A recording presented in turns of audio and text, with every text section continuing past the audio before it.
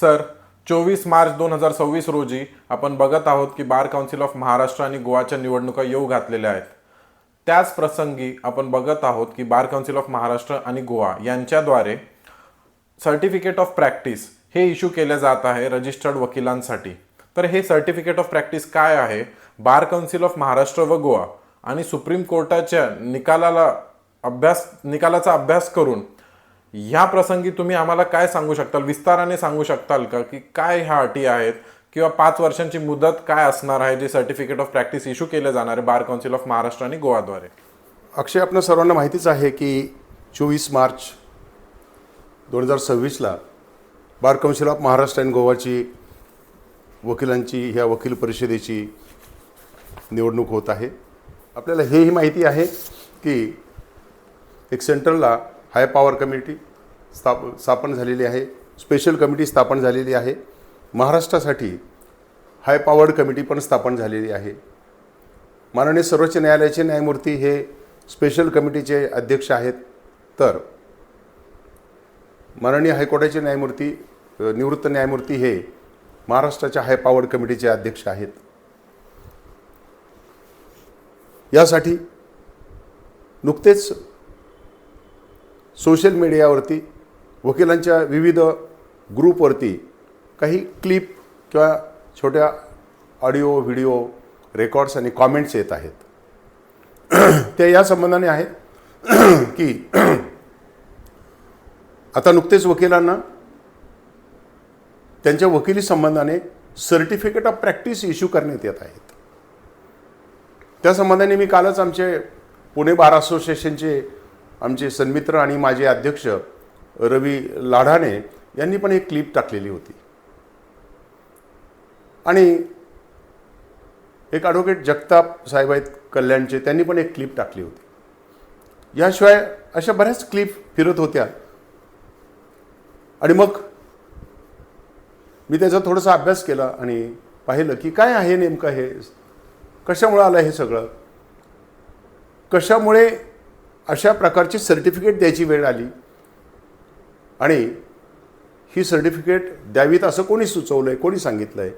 तर यासाठी आपण अभ्यास केला तर असं दिसून येतं की बार काउन्सिल ऑफ इंडियाने 2015 साली एक नियमावली तयार केली होती.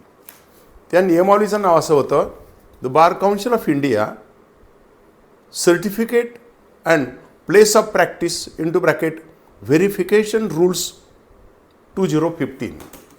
ह्या सगळ्या आजच्या ह्या चर्चेचं मूळ किंवा आपल्या ह्या क्लिपचं मूळ किंवा या व्हिडिओचं मूळ ह्या रूल्समध्ये आहे.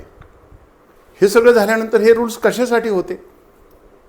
माननीय सर्वोच्च न्यायालयाच्या समोर अनेक वेळा असा मुद्दा उपस्थित केलेला होता की खूपशा केसमध्ये बोगस वकील असतात, क्वालिफिकेशन नसलेले वकील असतात, डिग्री नसलेले वकील असतात आणि मग अशा प्रकारच्या विविध केसेस सुप्रीम कोर्टासमोर यायच्या. एवढंच कशाला, माननीय सर्वोच्च न्यायालयाच्या समोर सुद्धा काही वकिलांनी, बोगस वकिलांनी, वकील नसलेल्या अशा व्यक्तींनी वकील भासून आर्ग्युमेंट्स किंवा आपली बाजू मांडलेली होती, पक्षकारांची बाजू मांडलेली होती.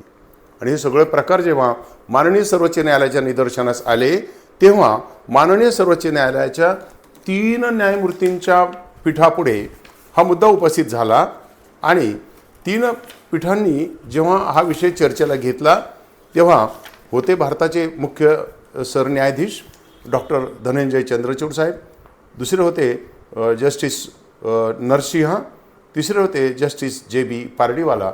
आणि ह्या 3 न्यायमूर्ती महोदयांच्या समोर writ petition civil number 82 of 2023 हा हिअरिंगला आला आणि त्यामध्ये माननीय सर्वोच्च न्यायालयाने शेवटी काही ऑर्डर्स पास केल्या आणि 10 एप्रिल 2023लाच ह्या ऑर्डर पास झालेल्या होत्या. तेव्हा माननीय सर्वोच्च न्यायालयाने सांगितलं आणि फक्त बार काउन्सिल ऑफ इंडिया किंवा स्टेट बार काउन्सिल यांच्याकडे हा मुद्दा नाही ठेवला. माननीय सर्वोच्च न्यायालयाच्या जेव्हा लक्षात आलं, अरे हा तर खूप गंभीर मुद्दा आहे, हा वकिलीच्या किंवा न्यायसंस्थेच्या मुळावरतीच आघात घालणारा आहे, बोगस वकिलाची संख्या वाढती आहे आणि म्हणून त्यांनी माननीय सर्वोच्च न्यायालयाचे माजी न्यायमूर्तींच्या अध्यक्षतेखाली 2 उच्च न्यायालयाचे माजी न्यायमूर्तींच्या अध्यक्षतेखाली आणि बाकी सिनियर ॲडव्होकेट्स आणि बार काउन्सिल ऑफ इंडियाचे 3 प्रतिनिधी यांची एक कमिटी कॉन्स्टिट्यूट केली आणि त्यांना हे सगळं काम सोपवलेलं होतं. म्हणजे थोडक्यात या कमिटीनं अशा प्रकारचं सर्टिफिकेट ऑफ प्रॅक्टिस द्यायला सुरुवात करायचं असे आदेश दिलेले होते. हे बार काउन्सिल ऑफ महाराष्ट्र आणि गोवाचे आदेश नाहीत, तर ॲडव्होकेट्स ॲक्टच्या कलम 49 अन्वये ही गोष्ट बार काउन्सिल ऑफ इंडियाने सुप्रीम कोर्टाच्या निकालाला अधीन राहून पुढे सर्टिफिकेट ऑफ प्रॅक्टिस द्यायला सुरू केले आहेत. म्हणजे वकिलाचा जेन्युइननेस, खरे वकील आहेत की नाहीत, खोटे वकील आहेत का, यासाठी हा सगळा खटाटोप करण्यात येत आहे. आणि मग राहता राहिला इफेक्ट 5 वर्ष कुठून आले? हे 5 वर्ष किंवा हे सगळे रूल्स होते, हे सगळे रूल्स माननीय सर्वोच्च न्यायालयाच्या पुढे गेलेले होते. आणि हे काय फक्त वकिली व्यवसायापुरतं नाही. जर का आपण चार्टर्ड अकाउंटंट पाहिले, जर का आपण डॉक्टर्स पाहिले, ह्या सर्वांना ही प्रक्रिया लागू होते. काहींना तर नुसते आपल्याला तर फक्त व्हेरिफिकेशन आणि certificate of practice for 5 years एवढंच सांगितलं आहे. इतर प्रोफेशनमध्ये तर क्रेडिट सिस्टीम असते, परीक्षा पद्धती असते, कमीत कमी ती आपल्याला तर नाही. आणि म्हणून निश्चितच अशा ह्या सर्टिफिकेट ऑफ प्रॅक्टिसमुळे आपल्याला वारंवार असे सर्टिफिकेट ऑफ प्रॅक्टिस मिळावे लागणार आहे. मात्र ती गैरसोय होणार आहे. हे अनेक व्हिडिओमध्ये दिसून आलं गैरसोय होते, पण या गैरसोयीच्या अगेन्स्ट आपण ती गैरसोय सोसली पाहिजे. कारण भारताच्या ह्या वकिली व्यवसायात शुद्धता निर्माण झाली पाहिजे, तो स्वच्छ झाला पाहिजे. हे जे तण उगवलेलं आहे, हे जे गाजर गवतासारखे हे बोगस वकील आलेले आहेत, ते आपण वेचून बाहेर काढले पाहिजेत. आणि ते करण्यासाठी ही प्रक्रिया आहे. आणि मग अशी प्रक्रिया जर का आपण अंमलात आणणार आहोत, तर त्या प्रक्रियेसाठी अशा प्रकारचे सर्टिफिकेट ऑफ प्रॅक्टिस द्यावे लागणार आहेत. उदाहरण म्हणून सांगतो तुम्हाला की अनेक वकील मृत्युमुखी पावलेले असतात, दुर्दैवाने वयस्कर झालेले असतात, प्रॅक्टिस करत नसतात. अनेक वकिलांनी वकिली बंद केलेली असते, तरीही त्यांची नावं पुढे चालू असतात. आणि मग ह्या चालू असलेल्या नावाचा अनेक वेळा गैरफायदा घेतला जातो. एवढंच कशाला, ह्या नावांच्या आधारे विविध इलेक्शनमध्ये बोगस व्होटिंग होण्याची पण शक्यता असते. आणि म्हणून ह्या याद्या त्याचं अद्ययावतीकरण करणं आवश्यक आहे. आणि त्या दृष्टीनं यांनी सुरू केलेली ही जी योजना आहे ती खरोखरच चांगली आहे. आता काहींचं म्हणणं आहे की ही योजना तुम्ही नेमकी इलेक्शनच्या काळात कशी काय आणली? तर माझ्या मते ती कंटिन्युअस प्रोसेस आहे, ती आधीपासून चालू आहे. आणि ह्या याद्या करण्याचं काम इतकं महत्प्रयास आहे, इतक्या मोठ्या याद्या करायच्यात. महाराष्ट्रातल्या साधारणपणे 2 लाख वकिलापेक्षा अधिकच्या याद्या करायच्यात.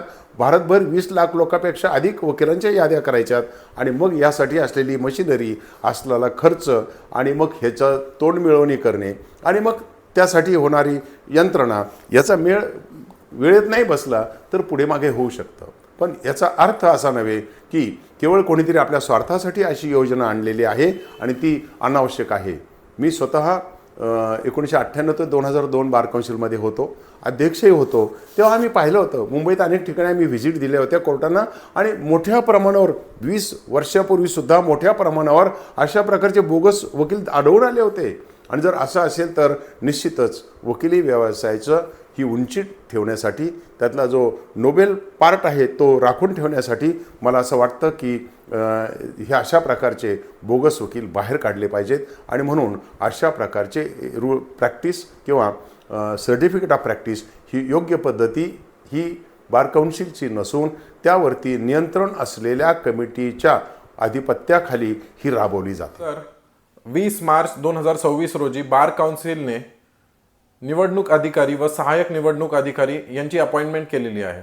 तर हे निवडणूक अधिकाऱ्यांनी काही नियम व अटी ह्या आणलेल्या आहेत की ही प्रोसिजर कशी पार पडणार आहे, आणि मतदान संबंधित काही नियमावली आणलेली आहे. तर ही नियमावली काय आहे तुम्ही सांगू शकताल का? अक्षय, नुकतंच माननीय डॉक्टर अजय नाथानी आणि सिनियर ॲडव्होकेट माननीय नीता पी कर्णिक यांची रिटर्निंग ऑफिसर आणि असिस्टंट रिटर्निंग ऑफिसर म्हणून नेमणूक केलेली आहे. आणि यांनी 20 तारखेला या संबंधाने एक नोटिफिकेशन वजा सूचनापत्र इश्यू केलेलं आहे. त्या सूचनापत्रामध्ये माननीय रिटर्निंग ऑफिसर आणि असिस्टंट रिटर्निंग ऑफिसर यांनी फार सुंदर सांगितलं आहे, काही नियम घालून दिलेत की जे आधी त्या संबंधाने आम्हा सगळ्या वकील वर्गाच्या मध्ये मिसकॉन्सेप्शन होतं, आपल्यामध्ये मिसकॉन्सेप्शन होतं, गैरसमज होते. आणि हे गैरसमज या पार्श्वभूमीवरती की जर का आपण गेली इलेक्शन पाहिली तर त्या इलेक्शनमध्ये फार मोठ्या प्रमाणावरती वकिलांची मतं बाद झाली होती. आणि ही वकिलाची मतं बाद व्हायची इतकी छोटी छोटी क्षुल्लक कारणं होती की कधी कधी 1 कसा लिहिला, 2 कसा लिहिला, 1 ते 5 लिहिले का नाही लिहिले, नंतर असं लिहिताना आकड्यात लिहिलेत का, अंकात लिहिलेत का, अशा छोट्या छोट्या गोष्टीमुळे कोणाच्या समोर नावासमोर लिहिले, एकच आकडा जास्त वेळा लिहिला का, मग ह्या सगळ्या गोष्टीच तो शेकड्याने फार मोठ्या प्रमाणावरती मोठ्या संख्येनं मतं बाद झाली होती. आणि खरं पाहता मला असं वाटतं वकिलासारख्या आसामीचं ज्ञानी माणसांचं मतं बाद व्हायला नकोत. आणि ते सुद्धा अत्यंत किरकोळ कारणं असतो. आणि म्हणून आपण समजावून घेतलं पाहिजे. आता बार काउन्सिलच्या या अधिकाऱ्यांनी, रिटर्निंग अधिकाऱ्यांनी हे जे नवीन परिपत्रक काढलं आहे ते आपण एक 10 ओळीतच समजावून घेतलं पाहिजे. ते छोटे छोटे नियम असं सांगतात. पहिला नियम सांगतो की तुम्ही कमीत कमी 5 मतं दिली पाहिजेत. म्हणजे जर का एखाद्याने एकच मत दिलं तर ते 1 मत असेल तर त्याची मतपत्रिकाच बाद होऊ शकते. म्हणजे काय केलं पाहिजे तर 5 मतं दिली पाहिजेत. दुसरं त्याच्यात उल्लेख केलेला आहे की तुम्ही 23 मतापर्यंत मतं देऊ शकता. याआधी हे सगळ्यांना असं वाटत होतं किंवा इथे अनिश्चितता आहे. समजा 160 लोक उभे आहेत आणि मग मी 1 ते 160 मतं देत गेलो ते व्हॅलिड होईल का नाही होणार. मला असं वाटतं या संबंधाने या परिपत्रकामध्ये असंदिग्धता आहे. संदिग्धता आहे. काय संदिग्धता आहे? परिपत्रक एवढंच म्हणतं आहे की कमीत कमी 5 दिले पाहिजेत, 23पर्यंत देऊ शकता.